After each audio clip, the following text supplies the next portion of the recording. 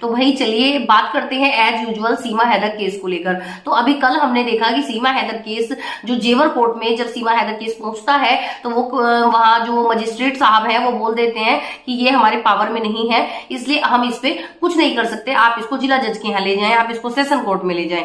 तो वो कहते हैं जी ठीक है, तो वो सेशन कोर्ट की तरफ रुख कर रहे हैं। तो आज उन्हें जो सर्टिफाइड कॉपी उनको मिल जाएगी, उसके बाद जो है वो सेशन कोर्ट में इस केस को प्रोसीड करेंगे और आई होप कि इसका अच्छा निष्कर्ष निकलेगा और बहुत अच्छा निष्कर्ष निकलेगा। क्योंकि भगवान भी अगर किसी को मात देता है तो सबसे पहले उसे हंसाता है, जैसे सीमा हैदर को हंसाया। तो सीमा हैदर का जो है भाई अभी खुश हो रही है, लेकिन उसको नहीं पता आती कभी अंत होता है, तेरा भी अंत होगा। दूसरी एक बात और, उसके भैया ने उसको फोन करके बता दिया होगा कि ये वो निकला है, कंक्लूजन निकला है भाई, इस तरह का ऑर्डर करा है मजिस्ट्रेट साहब ने। तो वो तो खुशी के मारे फूली नहीं समारी। तो वो कल लाइव आई थी, लाइव आके बोलती है कि जो लोग मेरी बुराइयां करते हैं मुझसे जलते हैं। अबे तुझमें है क्या जलने के लिए?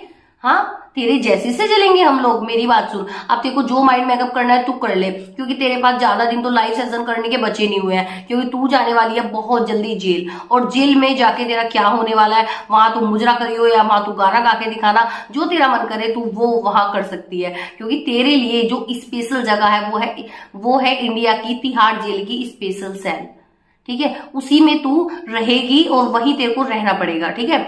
अब हमें इस बात से फर्क नहीं पड़ता तू तिहाड़ जेल जाए या जेवर जेल जाए या गौतम बुद्ध नगर जेल जाए, हमें ना सिर्फ तू जेल में चाहिए। और उसके बाद यहाँ की सजा काटने के बाद ना तुझे पाकिस्तान तो जाना पड़ेगा। अब कुछ लोगों का कहना है पाकिस्तान में उसको मार दिया जाएगा। ओ भाई, अगर उसको ये बात तो उसको आने से पहले सोचनी चाहिए थी ना, सोचनी चाहिए थी ना।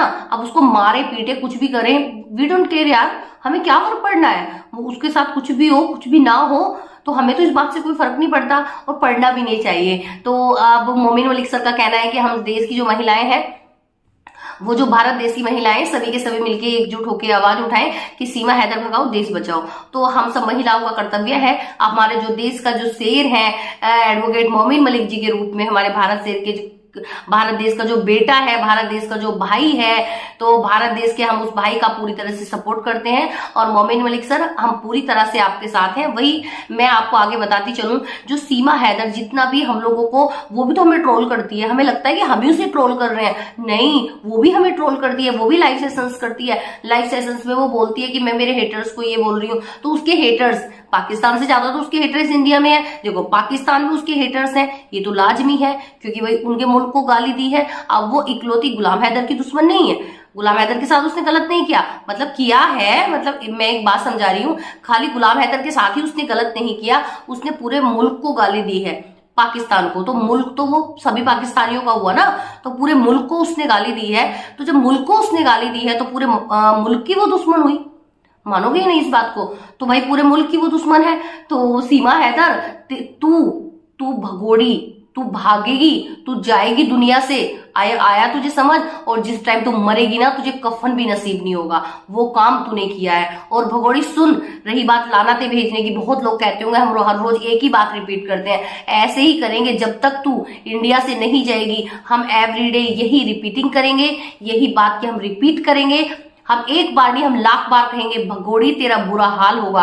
और सुन, जिस मुल्क को तू गाली देती है, जिसने तुझे पाला, तुझे परवरिश दी, जहां तेरे माँ बाप की कब्रें हैं, जहां वहां तेरे बच्चों को अच्छी परवरिश मिल रही थी, तो तुझे अय्यासी के चक्कर में वो तुझे समझ में नहीं आया। दूसरी बात, तू क्या कहती है कि हम तुझसे डरते हैं? अरे तेरे जैसी से डरेंगे हम अपने इंडिया में रह के। और सुन क्या कहती है, मेरा भारत महान, देख मेरा तिरंगा, मेरा भारत महान, हमारा भारत महान। भगोड़ी, ना तेरा भारत कभी था, ना है और ना ही कभी होगा। आया समझ? तेरा भारत ऐसे बोलती है ना, तुम माथे पे भी लिखवा लेगी ना, जब भी तेरे कहने से ये तेरा भारत नहीं होगा, ये हमारा भारत है, ये महान था, है और रहेगा।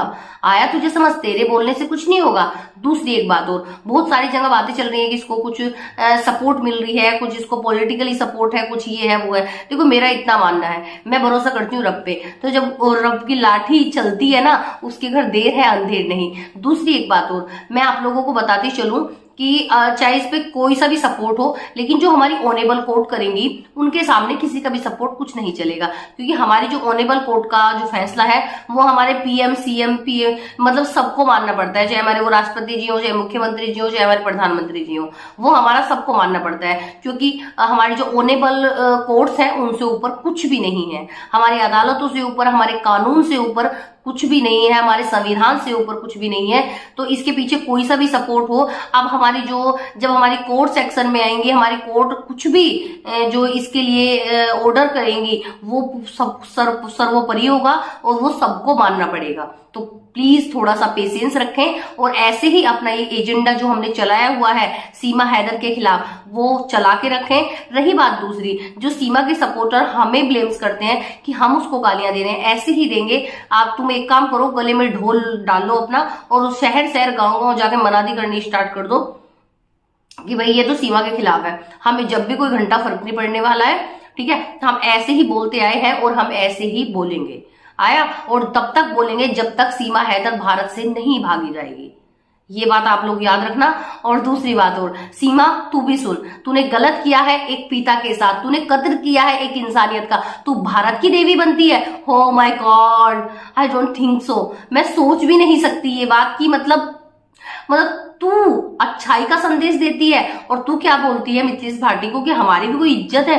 तू जानती है इज्जत क्या होती है? तेरे को पता है इज्जत क्या होती है? तुझे कुछ भी नहीं पता। और सीमा सुन, तेरा तू जो जितनी बड़ी तू नालायक है ना, इतनी बड़ी नालायक तो मैंने मेरी जिंदगी में, मैंने तो क्या किसी ने भी नहीं देखी होगी। नालायक तू है और नालायक ही तू रहेगी। और सीमा सुन, तेरा जो अंत है ना वो बहुत जल्दी आ रहा है और वो मोमिन मलिक के हाथों होगा, क्योंकि जब जब पाप धरती पर बढ़ता जाए तो उसे मिटाने के लिए कोई ना कोई अवतार लेता ही लेता है। तो मोमिन मलिक जी के रूप में तेरा अंत होने वाला है, बहुत शीघ्र तेरा अंत होगा। बस मेरे भाई बहनों से यही अपील है, सब मिलकर रहें, एक साथ रहें। सबको भगोड़ी को भगाना है, किसी को भगोड़ी चाहिए नहीं, तो सिर्फ भगोड़ी को भगाने के लिए भाई हम लोग आवाज ही उठा सकते हैं। बहुत लोग पूछते हैं तुमने क्या किया, अब हम तुमसे पूछते हैं भाई तुमने क्या किया।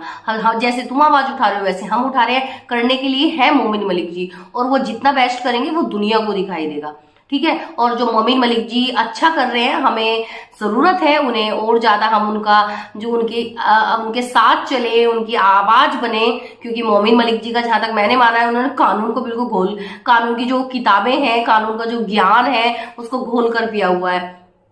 क्योंकि मोमिन मलिक जी जो है वो बहुत अच्छे कानून के ज्ञाता हैं, बहुत उन्हें नॉलेज है कानून की, और उन्होंने जो इंटरनेशनल मामले हैं वो पहले से ही उन्होंने डील किए हैं। लाइक दैट, चाहे वो गीता का मैटर हो, चाहे वो किसी का भी मैटर हो, तो उन्होंने अच्छे से वो डील किए हैं मैटर। तो मैं तो बस इतना ही कहूंगी आप लोगों से कि भाई एक बनकर रहें, आवाज उठाएं सीमा हैदर के खिलाफ। गुलाम हैदर को उसके बच्चे मिलने चाहिए। आप देखें ईद आ रही है, लेकिन हर पिता अपने बच्चों के साथ खुशियां सेलिब्रेट करना चाहता है, रमजान के दिन चल रहे हैं, लेकिन वो पिता तो बेचारा अकेला है, तकलीफ में है, परेशान है।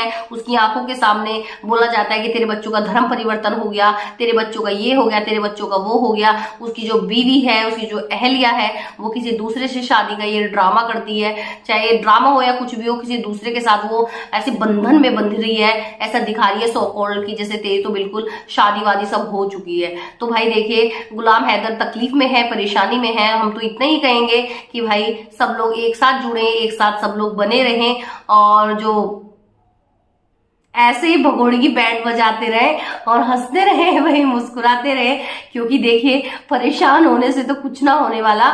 बस सीमा हैदर की ऐसे इसको इतना मेंटली हैरेस कर दो, इसको इतना दिमागी रूप से बीमार कर दो कि बस ओ माय गॉड, कि जिससे कहे। लेकिन फिर भी मैं लास्ट में एक एडवाइस देना चाहूंगी, सीमा अगर तुझे समझ में आए तो तू एक बात समझ, तूने जो गुलाम हैदर का साथ जो तूने गलत किया है, अभी भी वक्त है, अपने वतन लौट जा और उस पिता को उसके बच्चे लौटा दे, और फिर तू भाड़ में जा, जहन्नुम में जा, नरक में जा, और तुझे जहां मन करता है दोजक में जा, जहां तेरा मन करता है तू वहां जा, लेकिन गुलाम हैदर को उसके बच्चे लौटा दे अगर तू अपनी भलाई चाहती है तो। हालांकि तेरी भलाई तो कभी होने नहीं वाली है, क्योंकि तूने एक बाप को आंसू इतने दिए हैं, हम लोगों के तूने इतना सर में दर्द किया है, इतने लोगों की बद्दुआएं तेरे साथ है। अरे किसी एक मजलूम की बद्दुआ लग जाए ना तो इंसान का सर्वनाश हो जाता है, तेरे साथ तो इतने लोगों की बद्दुआएं हैं। तो सोच तेरा क्या होगा, तेरा क्या होगा रे कालिया। और सुन, लप्पू को बोलती हूँ ये बात, तुम्हें तेरा क्या होगा रे कालिया। और लप्पू, तूने जो लप्पू बनकर ये जो गप्पू वाला काम किया है ना, तेरा तो ऐसा बैंड बजेगा ना, तू भी देखता रह जाएगा आखिर ये तेरे साथ क्या हुआ। ये तेरी जिंदगी की पहली और आखिरी गलती होगी, इसके बाद तू बचेगा ही नहीं कोई गलती करने लायक।